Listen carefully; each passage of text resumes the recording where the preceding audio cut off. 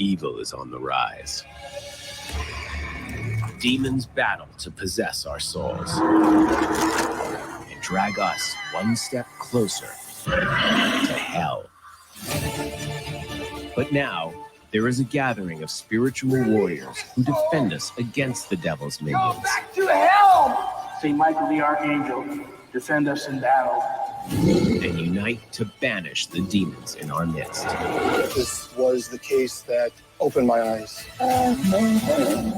This 17-year-old girl was so distraught that she would do anything to talk to her dad one more time. Disturbing things started happening. You could feel the presence. It was just terrifying. We ended up having our very first demonic experience. It frightened me. It frightened me to the core.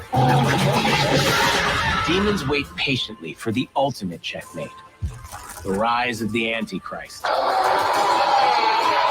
which will lead to the final battle between good and evil. Until then, the spiritual warfare will continue. These are the true stories of the Legion of Exorcists.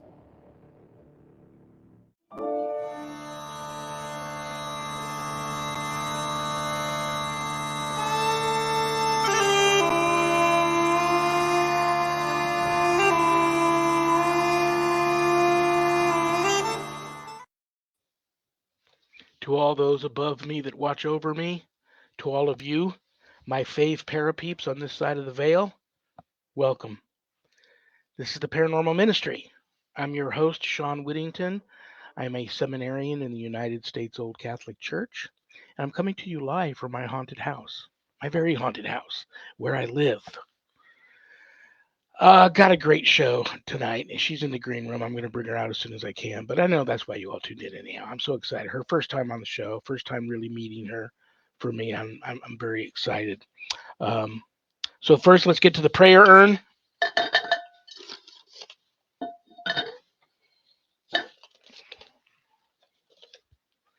Richard W. from Texas. Hi, Richard. Bought a historic house out in the country. Uh-oh. Go figure, it's haunted. I knew it before you even told me. Possibly something up to no good. Can I have a cleansing prayer?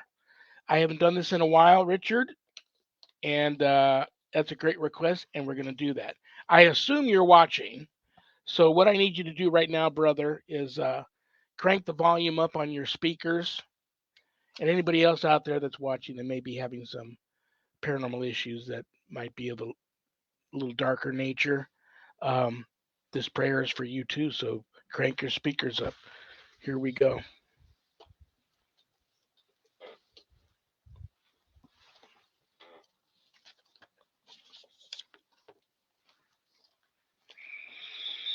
In the name of the Father, and of the Son, and of the Holy Spirit, amen.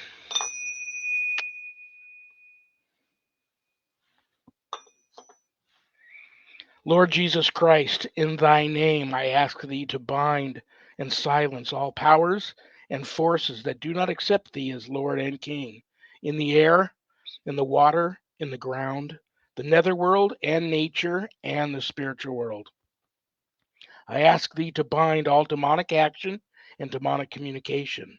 Lord, seal this whole place, all of us here, and all our intentions in the precious blood of Jesus Christ. Mary, we ask thee to surround us with thy mantle of protection and crush Satan's power in our lives. St. Michael the Archangel, we ask you and all our guardian angels to defend us in battle against Satan and the powers of darkness. Amen. In the name of the Father, and of the Son, and of the Holy Spirit. Amen. Brother, it's simple. Richard, this is your house. You bought it. You live there now. It's all about authority. You take authority. And keep praying. Have your house blessed and cleansed. Get up. Actually, reach out to me later. I'll send you something, maybe a gift package, and you can bless and cleanse your house yourself. It's all about you. You have the power to take it back and turn your life around and take authority over your home. So let's do that later. Okay. The Paranormal Ministry mailbag. Hey, before you continue, look at this. We just played the trailer, right? Yeah. Look who's here. You got yourself quite a following going today. Whoa. Yeah. So you better, Speaking of mental health issues. Yeah, you better be straightening up that collar and making sure that you've got your arrow heading the right way, pal. You took the first shot with the straighten up your collar. What happened to the producer suit? I thought we were going to go with the producer suit. Like I said, I got all my laundry done. All right, brother. Ruth B. from Oklahoma. Oklahoma. My father was born and raised there. I love Oklahoma. I haven't heard from an Okie in a long time.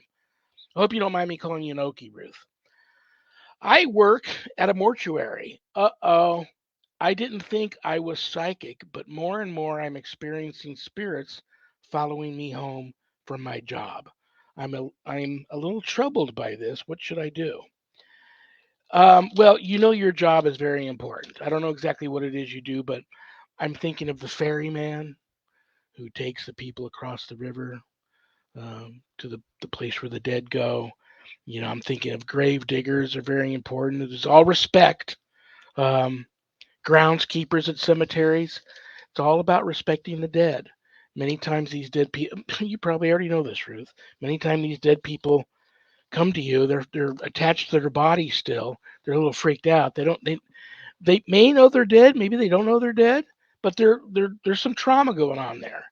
So listen, I always do what my mother told me. May she rest in peace. When I was a young kid seeing spirit, they're just people that don't have a body anymore. And if they're appearing to you, there's a reason. They either have a message or they need your help. So you ask them, do you have a message for me? Do you need my help? If you can help, try. If you can't, you be honest with them. Tell them that you can't, but tell them that they're dead. They need to cross over, and you respect them and you pray for them. And that's about all you can do. But the job you do is very important. Whatever it is you do at a mortuary is important. So God bless you. Okay. Anything you want to know about my wife and I and our ministry work, go to our website, www.ghost-b-gone.biz. If you go there to visit, remember my wife and I don't charge for our ministry work helping people with their paranormal issues. So brothers and sisters, trust me, I know times are tough. But if you notice the donate button and you're able to do so, click on it and send my ministry in a small donation. I promise you it'll be appreciated from the bottom of our hearts. And trust me, we'll put it to good use. I'm also a certified spiritual advisor. So if you're having issues of a spiritual nature, not attached to the paranormal, there's a place on the website where you can make an appointment to speak with me. But don't leave the website without navigating over to the page called The Introduction to Spiritual Warfare Course/book. You'll find the ghost store on there. A lot of cool things to buy if you go for that sort of stuff. And just know that everything you buy there, proceeds from those sales go to many things that I support, charities that I support. But scroll past the ghost store and you'll see my new haunted autobiography, God, Ghosts, and the Paranormal Ministry. And I quote, scariest book I ever published. That was Annette Munich, owner of Stellium Books, my publisher. But don't let that scare you off of purchasing a copy. If you haven't done your good deed for the day yet, part of the proceeds of every sale of every copy of my book goes to support stjude.org, St. Jude's Children's Research Hospital, Nevada, and the ASPCA. So it's a no-brainer. You get to help some of the neediest children on the planet, along with the animals too. How cool is that? You can get the book a little less expensive at Amazon, but if you buy it off of the website, I autograph it for you. Probably depreciates the value, but I autograph it, send it to you in a house blessing kit. And this is a great time to get the first book and get all caught up because about a week from now, on Memorial Day, my second book, God, Ghosts, and the Paranormal Ministry 2, Chronicles of an American Exorcist, comes out. So it's a great time for you to get the first one, get all caught up before you rush right out there and get the second book. And it'll be the same thing. You can get the second book at Amazon and autographed off of the website in a house blessing kit. And I think my publisher's even arranging a deal where you save some money if you get a package, the two together. So we'll see. Anyway, scroll past the book and you'll see the Introduction to Spiritual Warfare course. I offer a 12-week online college-level course, Introduction to Spiritual Warfare. And this is the course for all you true warriors for Christ out there that feel a calling and a longing to want to have more knowledge when it comes to drawing your line in the sand, making a stand, circling the wagons, putting up a good fight against, God forbid, true evil if it ever comes calling. This is the course for you. You can enroll in the course at the website. If you want more information about the course before making that type of commitment, there is a Introduction to Spiritual Warfare course Facebook page that you can go to and read about the course, or just reach out to me and we can talk. No, the course is not going to teach you how to be an exorcist. That's a completely different calling. But this course is Introduction to Spiritual Warfare through my eyes, what I've experienced and seen and how I've dealt with it over the past 10 years, let's say, roughly.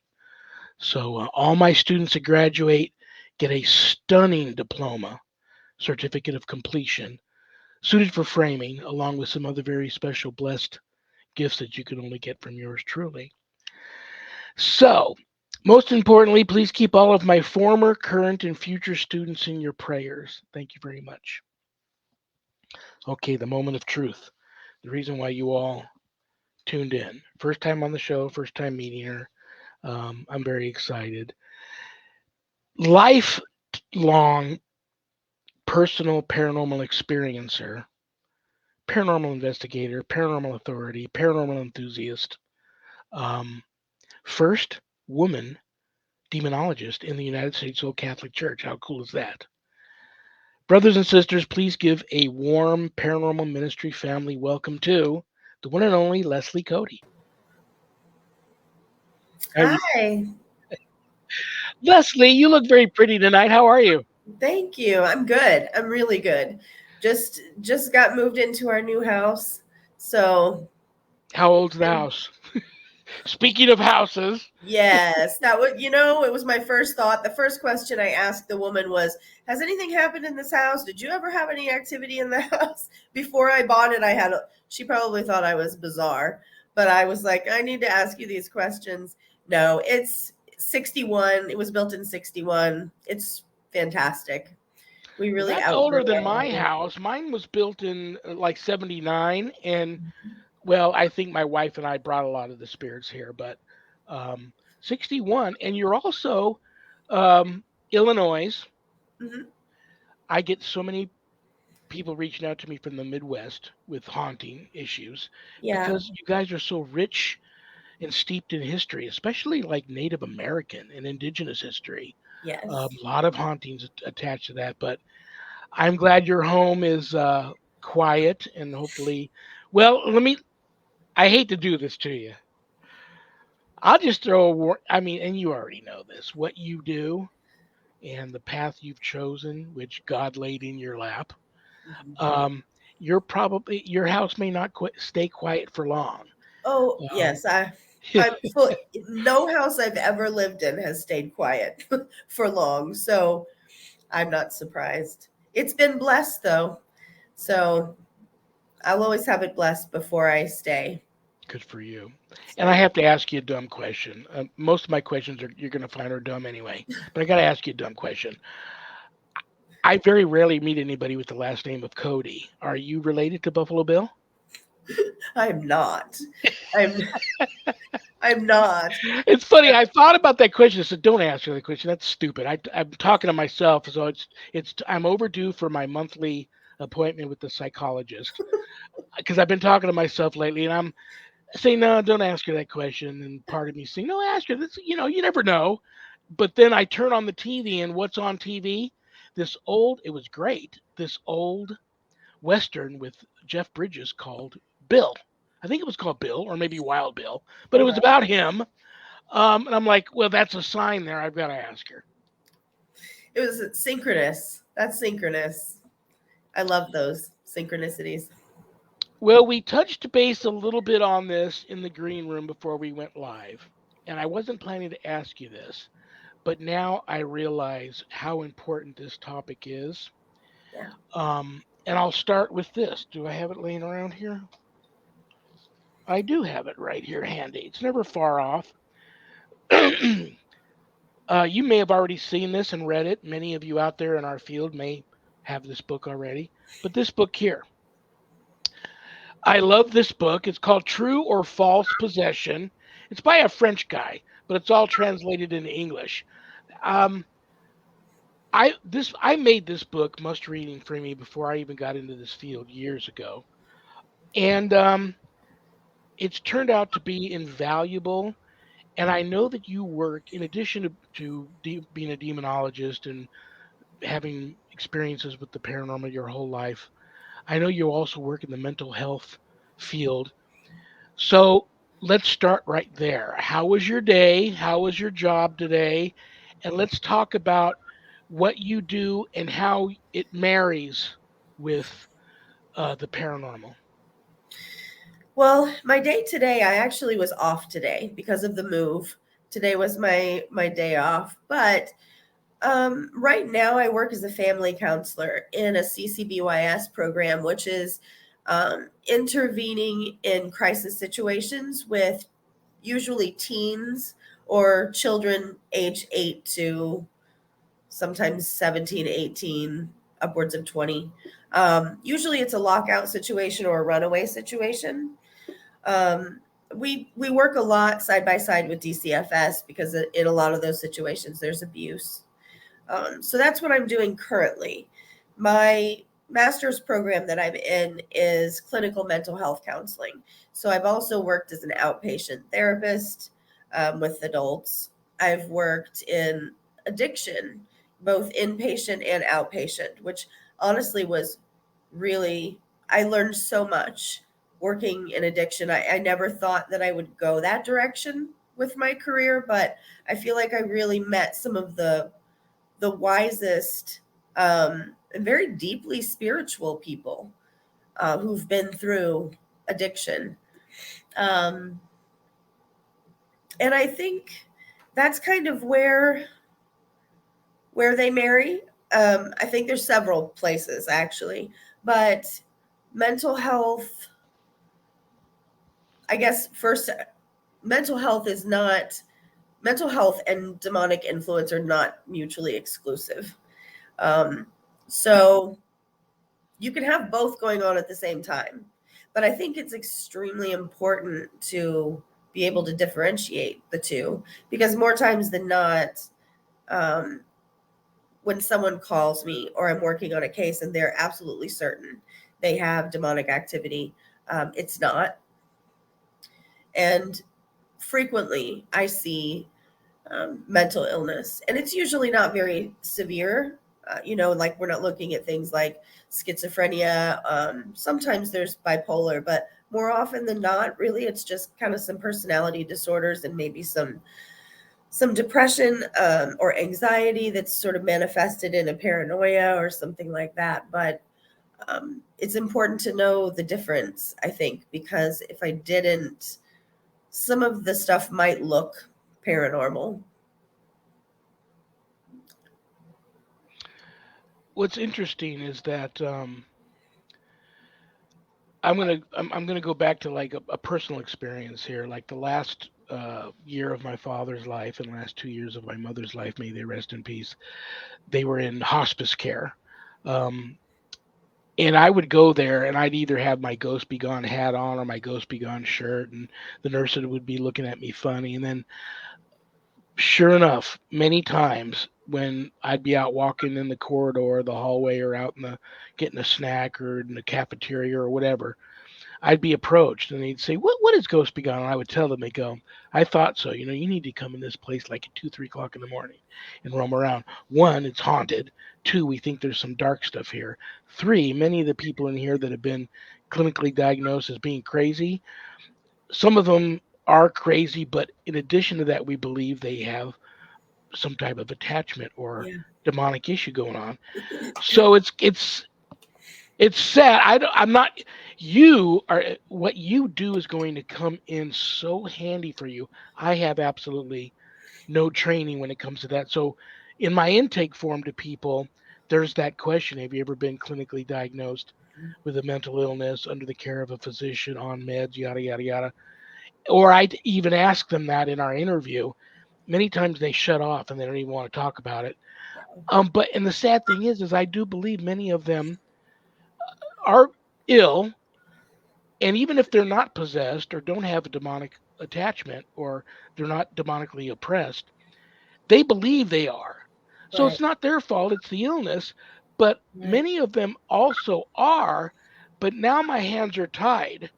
Legally, I can't proceed beyond that because I am not a psychologist or a psychiatrist. That is going to come in, be invaluable for you in this field. Yeah, it does. It makes a big difference. It makes a big difference. And those are hard conversations that I've had to have with people. And, I can't make a diagnosis when I'm working a paranormal case. If someone calls me in because they believe that they're afflicted, or, their house is infested, I'm not in a situation where I'm working as a mental health therapist. So that's not a clinical setting, and I can't make an official diagnosis. But the knowledge does help. It helps me kind of lead them in a direction as well, to be able to just open that conversation up a little bit and talk about the potential for counseling. A lot of times there's trauma. I met a woman once who she was absolutely certain there was demonic influence happening in her situation, and I heard her tell her whole story, and what I heard over and over was trauma, and very severe trauma. This woman had been through some pretty horrific things from the very, very early parts of her life. And again, those things are not mutually exclusive either. Sometimes I feel like trauma is definitely a gateway. But what I told her, she was showing a lot of paranoia and sort of an obsession with an ex that she had. And it sort of went that direction. She was like, well, I want your help in getting me well so I can get him back. And I was like, okay, that's not what I do. So I had to kind of just tell her, we need to get you stable from the trauma first, because whether there's demonic influence or not, this trauma is not serving you. You can't heal. You have to address that first. So we started, with prayer and some things like that as well. But her main goal was to get to a therapist to sort of start working through that trauma, because she wasn't going to be able to do anything else until she dealt with that. So it was really helpful to have that knowledge and be able to identify that, knowing what trauma does to a person and how that manifests. I'm going to ask you another weird question here.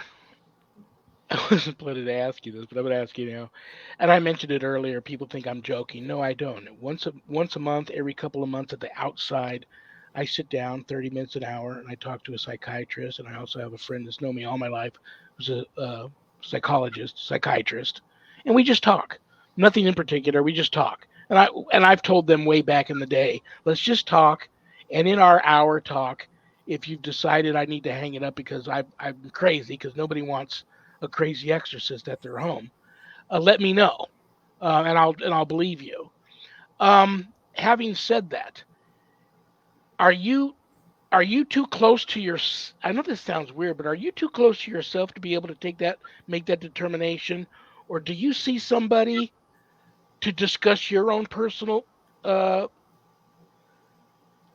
yeah, health? absolutely. Because I'm a grad student as well, I'm required at some point in my graduate program to experience being on the other side, as they say, the other side of the table, of the desk. But I've done it multiple times. I think we all need therapy, to be honest with you, because I don't think therapy is something that is reserved for when you're having a problem or you're going through something traumatic or you have a mental illness even.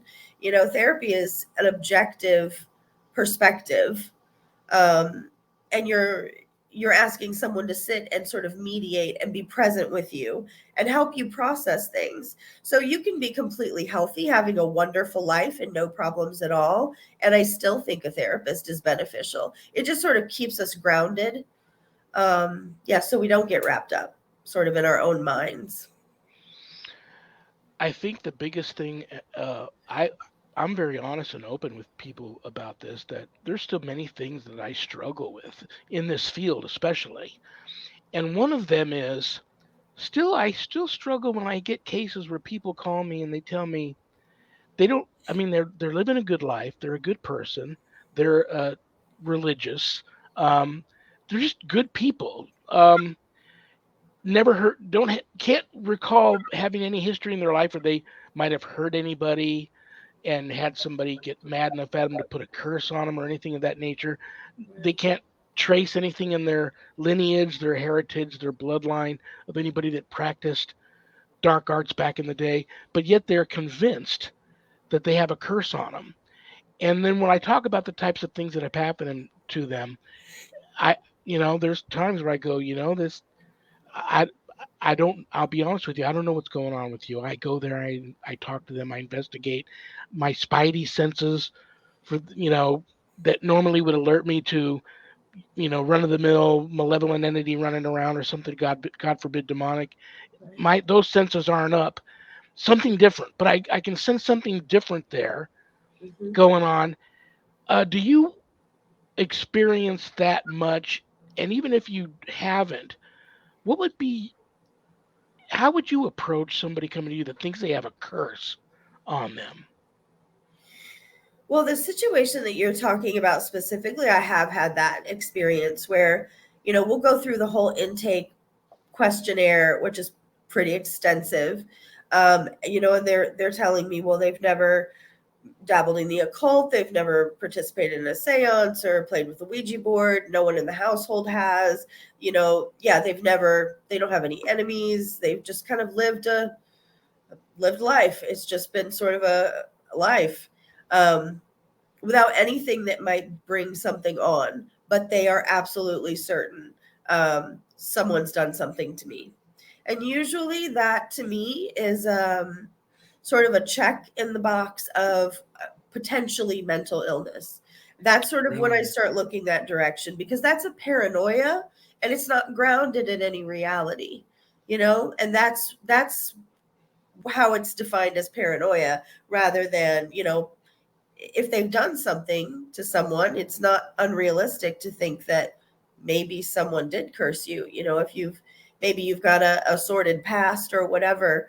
But when it's not grounded in any reality, then that's where my mind goes immediately, is okay. And I'm not going to jump to the conclusion necessarily that they are clinically paranoid, but I'm definitely going to dig a little more in that direction to try and determine, what's making you think that this is happening when it doesn't appear that there's any evidence. That's one of the central tenets of cognitive behavioral therapy. We ask, where's the evidence of this? People will say, I'm a terrible person. Okay, where's the evidence of that? And then you just keep digging. You're looking for whatever you're saying, find the evidence to support that. And more times than not, they can't. And that's when okay, you're not actually a terrible person. You're not, someone's not out to get you. There's something else going on. So, Leslie, we got a couple questions for you. The first one is from Jennifer Bailey, and she would like to know if addiction is demonically driven. I would say sometimes it can be, not always, but when I worked inpatient substance abuse, I had a lot of excuse me, I had a lot of clients talk to me about the shadow people. And I overheard it once. We were about to do a group and some of the girls were talking and they were like, yeah, shadow people. And of course that caught my attention, and I'm like, the chef, what are you talking about? And they're like, yeah, it's a substance thing. They specifically, what they told me was it's a synthetic thing. So a lot of people who are addicted to synthetics, in particular, they would say that they would experience seeing the shadows, is what they call them, or the shadow people. And I'm like, well, tell me more about that. And they would say, well, we'll see them all over the place. And it's just sort of an understanding of people who have been addicted to that substance, and they all know it, and they just know what they're talking about. So they're all having this same experience. They say the shadow people sometimes will come out during the day. They peek around trees. They watch them while they're sleeping at night. They're having a lot of sleep paralysis. Sometimes the shadow people attack them. Sometimes they just watch them. But I'm like, that sounds a lot like some oppressive situations to me. So I do think sometimes it is. They do go hand in hand, but I don't think that's necessarily the case with every situation. There's a genetic element as well. Disease being addiction being a disease.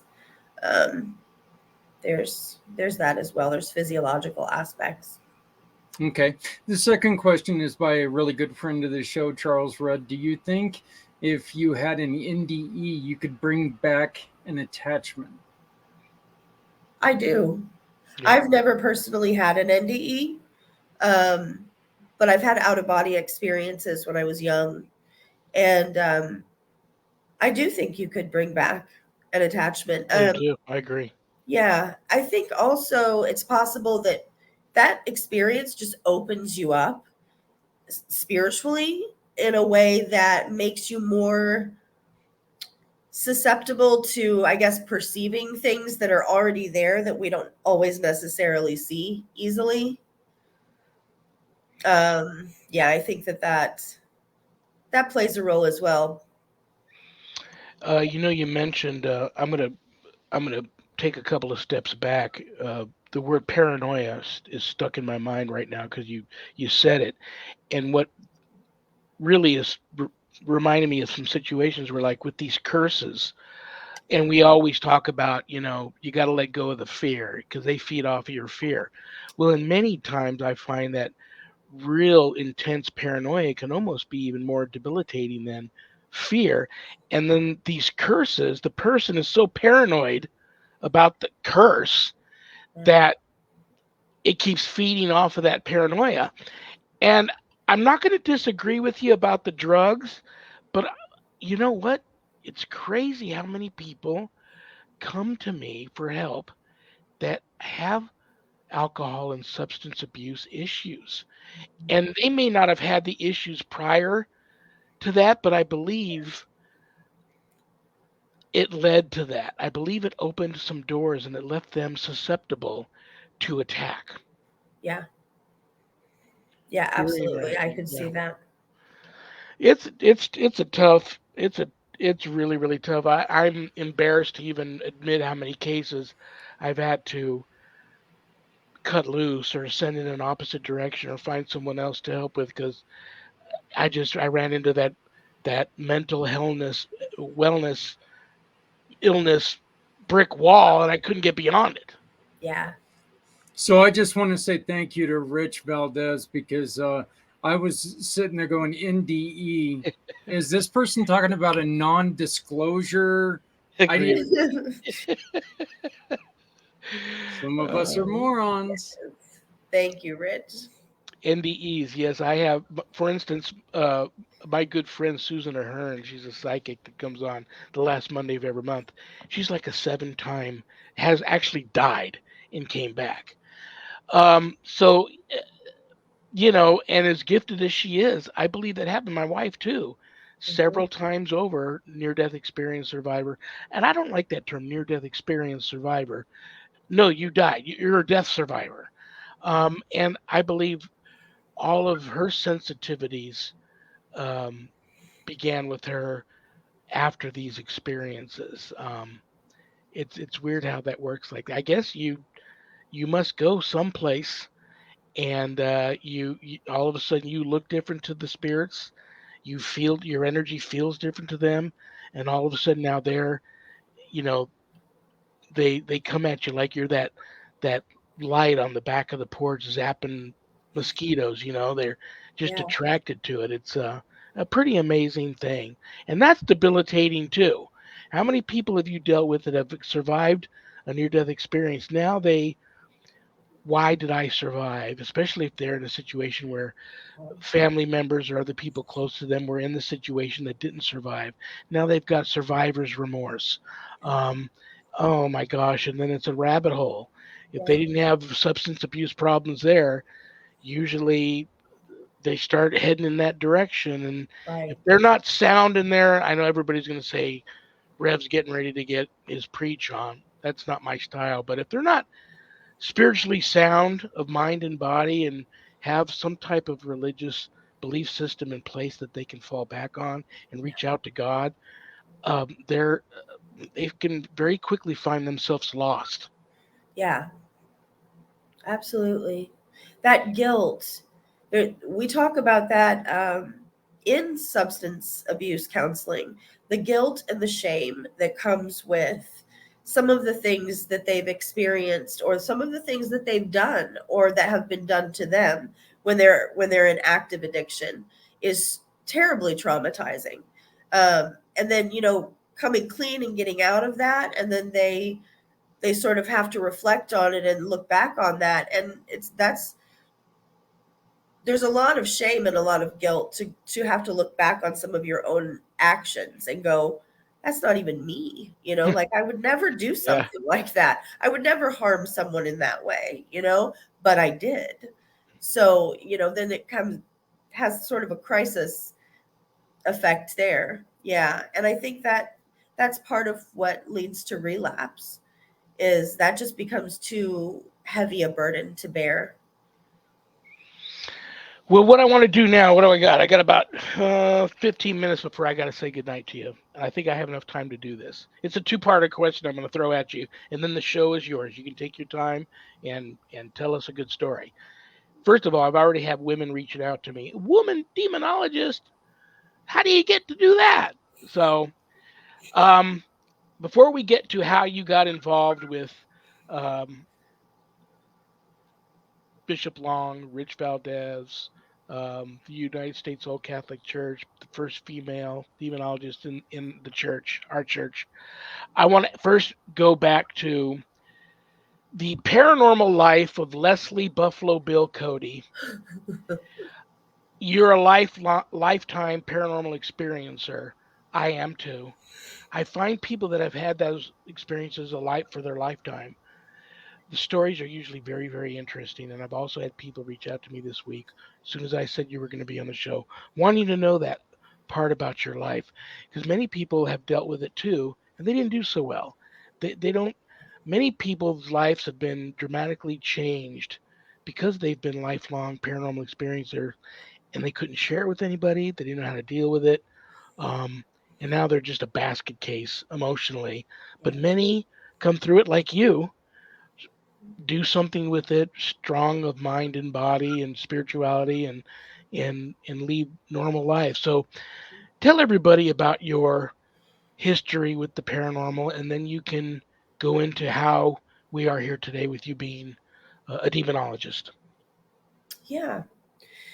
So history, well, how far back would you like me to go? Because As yeah, far back as you want to go, anything you feel you want to share with us. okay.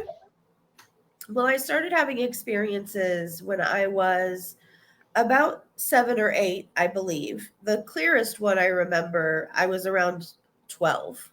Um, but interestingly, I was going through my mother's attic with her, and she found this box of, childhood trinkets, and just handed it to me, was like, here, I think this is a bunch of your stuff from when you were a kid. Take it home. I just took it and put it in my closet because I'm like, what am I going to do with that?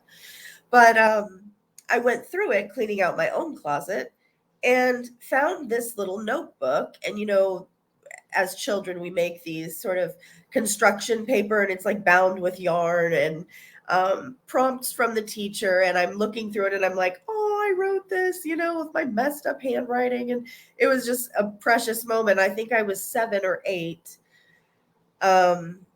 And one of the questions was, what's your favorite food? What's your favorite color? And then I noticed it said, what are you afraid of? And I was like, what was I afraid of? And I had written the shadows. And I was like, whoa. It really struck me, because I thought, I don't remember the shadows coming until I was 11 or 12.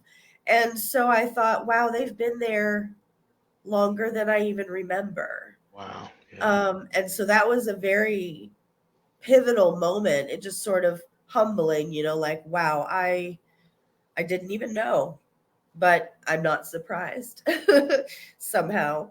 I was a really spiritual kid. Like, I would say probably in a weird way, just simply weird because not many kids around me were like that. I was always drawn to creepy things, first of all. They didn't scare me. I was fascinated by them. I would go to the library at 9 years old and read. I wanted to read about vampires and werewolves and ghosts and demons and angels, and anything spiritual, metaphysical, or creepy was just on my radar. And I would also spend a lot of time at the Catholic Church. I was raised in the Episcopal Church, but my church was actually one town over, so I couldn't visit it except on Sundays when my family would go. So there, about 2 blocks from my house, there was a Catholic church, and they left it open 24 hours a day. I think this was like back in the day. Yeah. Giving my age away here, but this was back in the day when it was safe to do that, and they left the churches open. So they had a little shrine inside, and there was a statue of Jesus and one of Mary, and they had candles and benches, and it was just this little sort of alcove set aside with a door on it. Excuse me. And I would go in there when my other friends were, playing in the neighborhood, and I'm this like 11, 12-year-old kid, just I wanted to hang out with Jesus. So I would go to the church and I would light a candle and I would sit there and just pray, just talk to God for hours. And that was fun to me. And I mean, it just felt like this is where I need to be. So between, hanging out in the church with Jesus all the time and hanging out at the library or wherever I could to, learn about creepy things, I was a little different when I was younger. So I probably should have known, but I didn't have any idea. And then when I got a little older, actually it was right around 12 or 13, I had what I call my demon dream. I don't know. I don't think it was as much a dream as it was a visitation. But dreaming was part of it. And I had woke up in the middle of the night. I shared a room with my sister, who was 9 years younger than me. So she was very little, I think like around 3. We had an L-shaped bunk bed. So I was on the top bunk, and then her bed came out from mine to where my head would have been over her feet. And I could just lean over the side and see her. We fought a lot because we were siblings. But on this night, I woke up and I needed to use the restroom. So I got up, and I didn't have a ladder attached to the bed. So I would just very carefully step down and try and step on the wood of her bed to get down, being really careful not to step on the mattress and wake her up. So I got down, went to the restroom, came back, did the same thing to get back up. And I laid down with my back to the room, my face to the wall. And I remember it felt like I just closed my eyes. And she started singing her ABCs, which is something she did when she couldn't sleep. And I was like, ugh, she's so annoying. Like, just, then I'm thinking I woke her up. I must have stepped on her bed too hard and I woke her up. but I realized I was hearing the tinkling of bells in the room. And it kind of made me pause, like, there's no bells in the room. I don't know what that is. And I was thinking, is this like one of her toys is going off, or what is the sound? And then I realized, listening to her say the ABCs, as she gets further along, her voice is deepening. And it's getting deeper and deeper and deeper, until it's just this raspy sort of demonic. It was not a 3-year-old child. And in my panic, my response was to flip over and be like, stop it, stop. I don't know, it was not rational, but just stop it, stop making that noise because you're scaring me. And when I rolled over and I looked down onto her bed, my sister was not there. And there was this thing there instead of her that was about the size she would have been, sitting cross-legged, looking up at me, terrifying looking. The best way I could describe it would be similar to The Exorcist, with all the Hollywood glam, only it looked very realistic. And it was saying something to me. And as it was saying something in another language, it started levitating until it was level with where my bed was. And at that point, I had pulled way back, pushed myself up against the wall. I was absolutely terrified. And I think it was asking me something I didn't understand. But when I didn't answer, it sort of leaned forward and asked it again, looked very angry, had red eyes. And I just took off the side of my bed and ran to my parents' room. And then I woke up. So woke up in my bed, terrified to go back in my room for quite a while. But that was the first experience. And then from there, I had a lot more after that. Really, they never stopped. I still have them now, but they're not quite that intense. And it led me to paranormal investigation. I wanted to, find some answers. And I thought that was the way. And I think it served its purpose at the time. I needed to have those experiences, and I worked with some really incredible people, and learned a lot. And then sort of started realizing after one case in particular that was legitimately demonic. The woman was possessed, and I was not ready. I thought I would have been ready for that, but being in it was completely different than what I anticipated it would be like. So at that point, I realized there's a big difference, and Rich will be so proud of me for saying this. There is a big difference between paranormal investigation and religious demonology. And at that point, I realized I can't just go and investigate anymore. Like, this is not, now that I know what I know, because I witnessed things that just shouldn't have even been possible, levitation. I witnessed my friend being stuck to the wall and sliding up the wall and being held there, people being scratched. People, when you tell that to people, people go, "Oh, that doesn't seem so scary." No, when you when you have an actual out of body experience witnessing it, and it's like, you think you're going for a moment or two, you think you're going crazy. You think, am I really seeing this? It's very frightening. And it's different to watch it on TV or in the movies or read about it, but to experience it, it's silly. But even to be in a room, and you're in there with something that doesn't want you there, and it does something like, with the force of like 10 big men slam a door so hard that the door cracks in the middle and almost caves in. Yeah. A lot of people go, "Oh, the door just slammed. It could have been wind." No, it's different. And even a door slam can be really frightening. Yeah.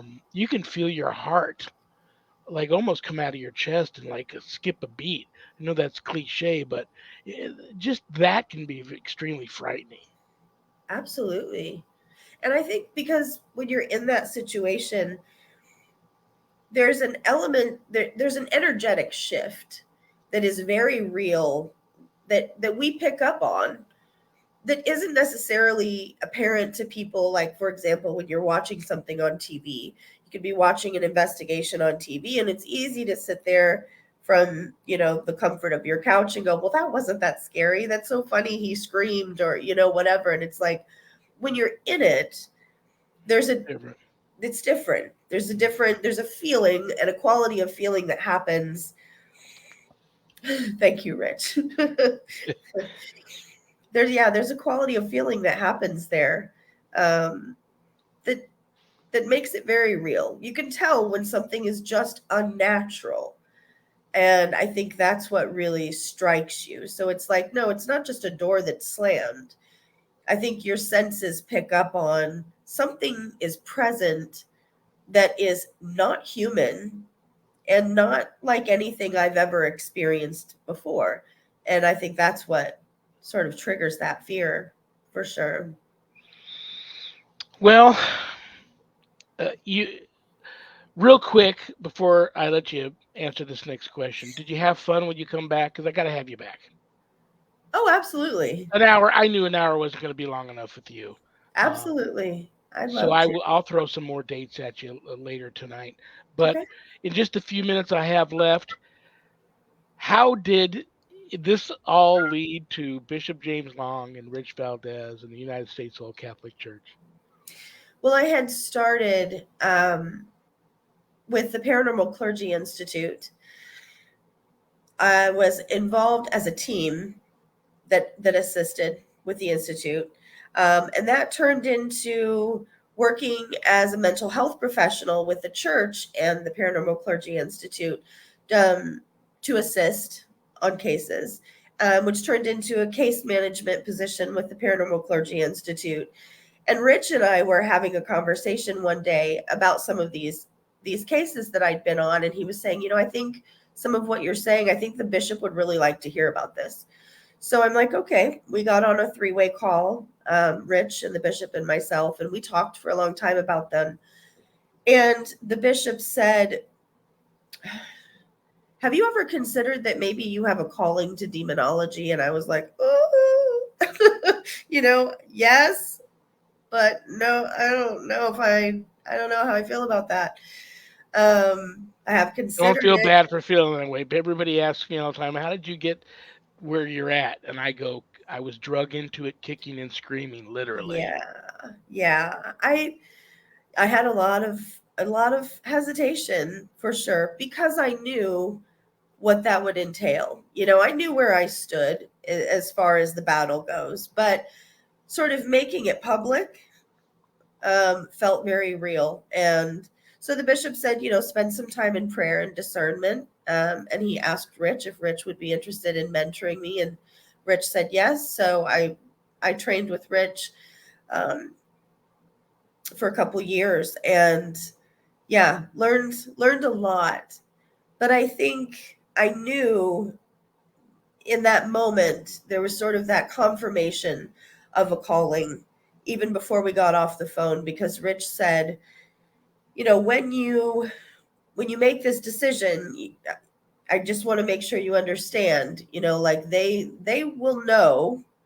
And you do have situations where you can be impacted, like they will harass you. And I was like, I think my response was, well, I'm already, I don't know if there's children watching, so I'm not going to swear, but I said, I'm already on their crap list anyway. So, if God wants me to do this, I'm going to do it.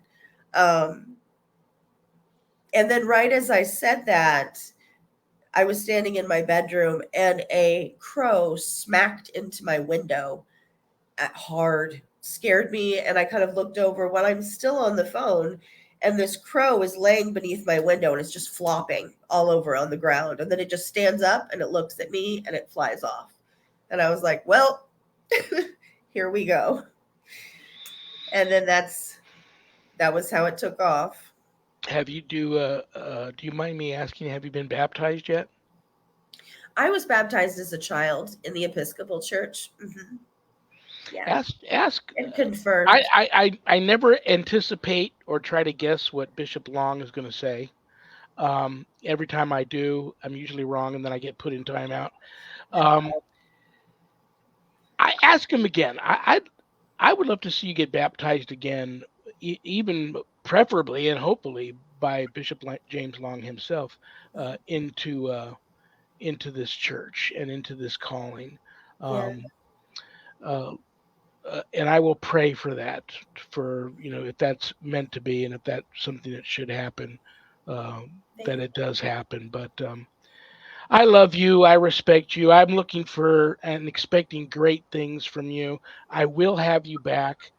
You're probably going to hear from me from time to time, picking your brain on the mental illness issue occasionally. And I'm glad you and Zach have connected, because you're going to be a great guest on his one show that deals with suicide and all of that great stuff. But I want to thank you so much from the bottom of my heart for taking an hour out of your busy Monday to hang out with me and my paranormal ministry family. We had some friends show up, and I know everybody loves you. So you stay good with God. I've already added you to the prayer list, and I pray for you often. Thank you. Thank God you. bless you, and I will be in touch, and I'm not done with you yet, okay?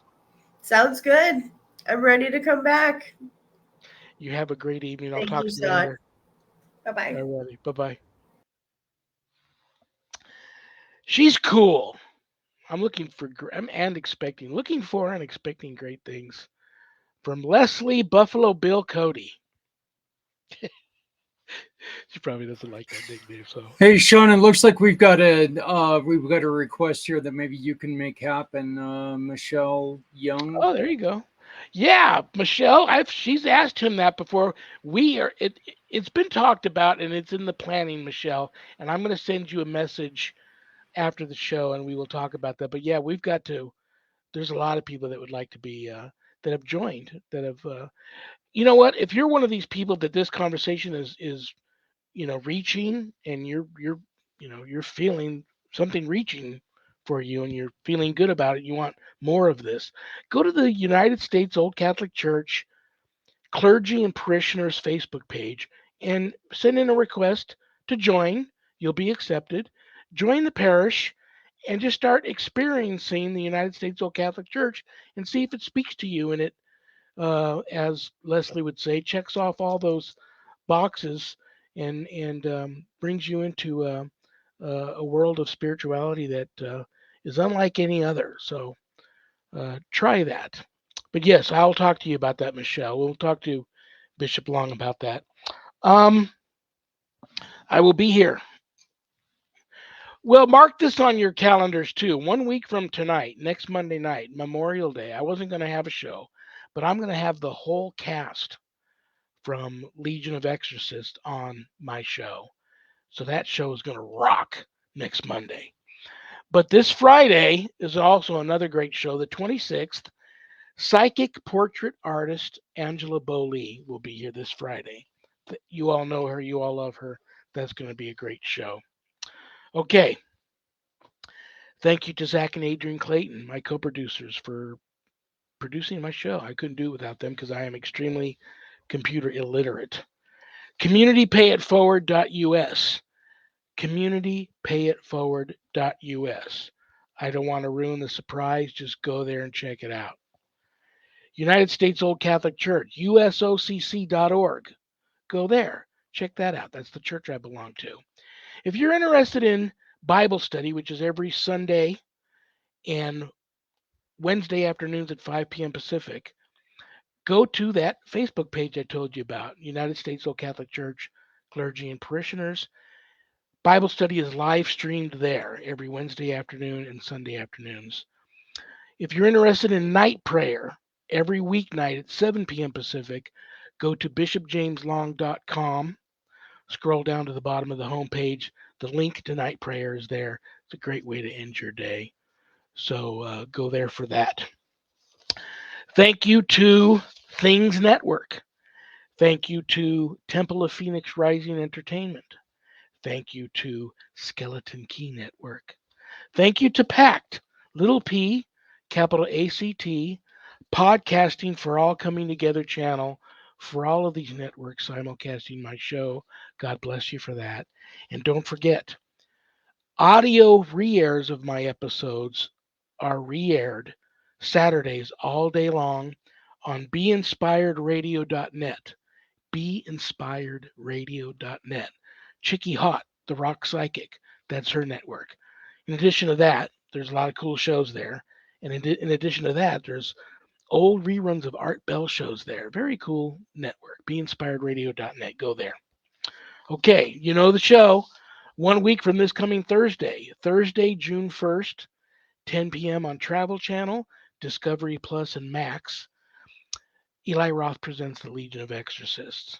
I'm blessed to be a part of that project, and I'm looking forward to you all seeing it. And I hope and pray you all enjoy it. Okay, bad joke time. I'm going to pull a bad joke that one of you sent in out of this haunted carnival barker hat. And it's my poor attempt to put a smile on everybody's face before I say goodnight.